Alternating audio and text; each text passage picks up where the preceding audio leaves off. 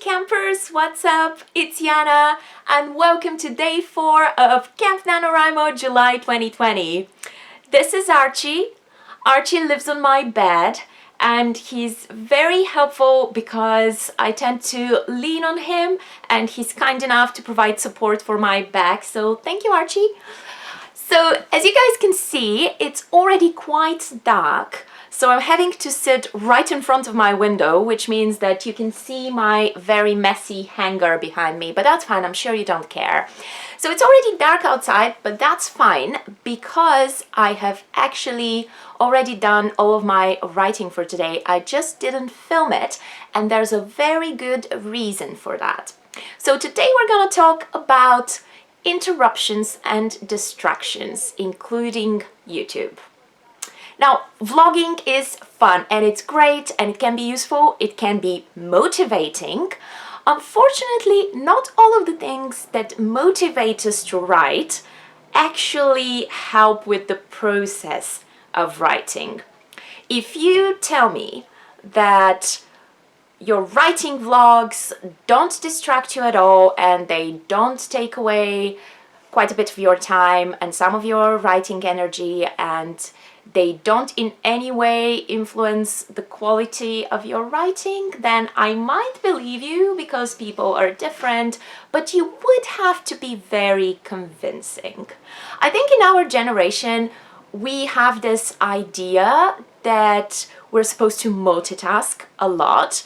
We're used to constantly, like, I'm talking to you, but I'm also looking at my phone and checking social media, and I'm doing work while eating and that sort of thing, which sometimes works. I mean, we've all learned to do it because that's what the world is like. But it does have certain consequences. I know that it definitely does for me.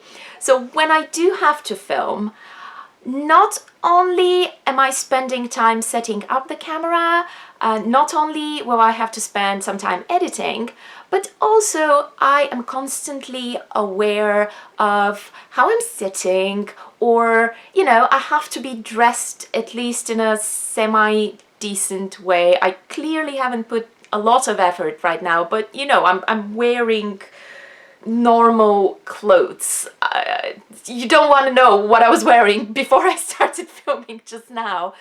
So that's a bit of mental energy that I'm spending on that as well. And then if I'm writing and filming, I'm having to stop to reposition the camera or stop and comment to tell you guys something, because I can't just film a video which is an hour of me typing on my laptop or 10 minutes of me typing on my laptop sped up with my video software.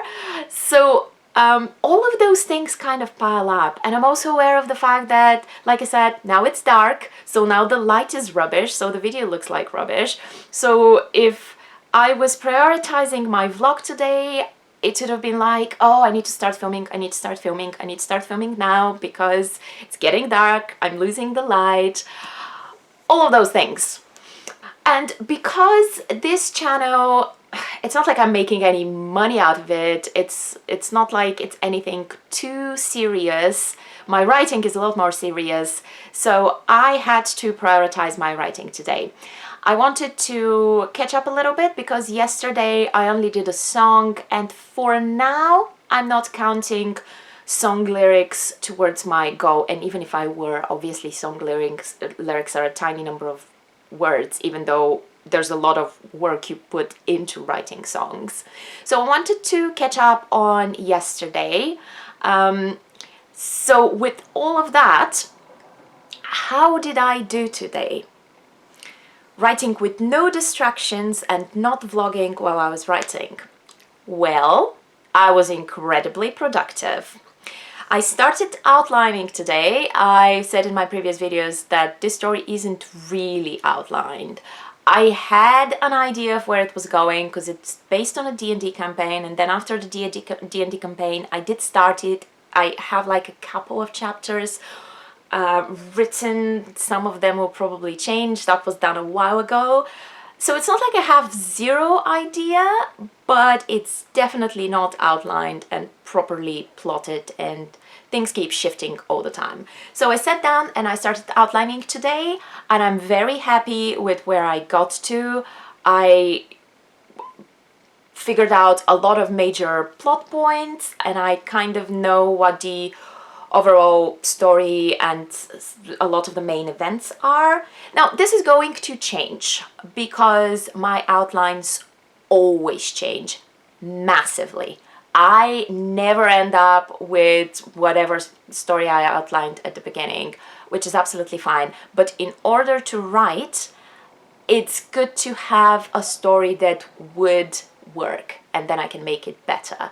So, you know, the bare minimum of this is a sequence of events. If you write this sequence of events, you will have the story by the end of it. And then once I start writing, I'm usually like, nah, actually this could be a lot better. No, this is gonna happen in a different way. Oh, this character now doesn't want to do that. They want to do something else. But you have some basis to work off of. So I did a very general outline of what was going on, and then I sat down to write to catch up on my word count. And the number of words I wrote today is 1,371, which for me is really, really good. And that covers the lack of words from yesterday. And I think on the Camp NaNoWriMo website, I might split that into two just so that I don't end up with a wonky graph. I don't know why I care about that. I don't want a wonky graph. I'm a scientist. I want a nice looking graph. It's fine. So that's the words I wrote today, and I think the conclusion is that, you know, this advertisement for a masterclass, you know, those famous masterclasses run by celebrities that you see ads for on YouTube all the time. The one that is by, what's her name? Her name is Joyce Carol Oates. I'm sorry, I didn't know who Joyce Carol Oates was before this. I haven't read any of her work, but it always strikes me the first thing she says in the trailer for her masterclass, which is, the enemy of writing isn't your own lack of talent, or she lists a couple of other things that I can't remember, but it is being interrupted by other people. And to that I would add being interrupted by yourself as well. I don't know if I will agree with everything else she teaches in her masterclass, if I ever take it, but I think there's a lot of truth in that particular statement, because having the camera right there is not quite as bad as having a person standing right next to you while you're writing, but it is at least half as bad. Which doesn't mean that I'm not going to continue to do it, but every once in a while, I think I have to kind of check myself and be like, the writing is more important. You can do this later or not do it at all, and that's fine.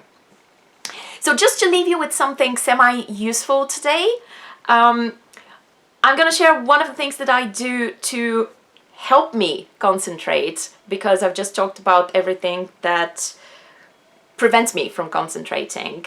But the one thing that nearly always helps me to concentrate, and I know that a lot of other people use this, is a type of white noise. The one that I specifically use is rain. I know a lot of people use ambient music or that sort of thing. Music doesn't work as well for me because it takes me somewhere. It pulls me away from what I'm trying to do. It's engaging my brain. I'm thinking about what the music is trying to tell me rather than thinking what I'm trying to tell my readers. Whereas rain, and it has to be a specific type of rain, not too loud, it can be a thunderstorm, but it just has to have that nice white noise level. That works so well, especially if it's a little bit dark in the room as well. I can just really get into that space and really focus on what I'm writing. And this is the kind of thing that would work for me, sort of this level of noise.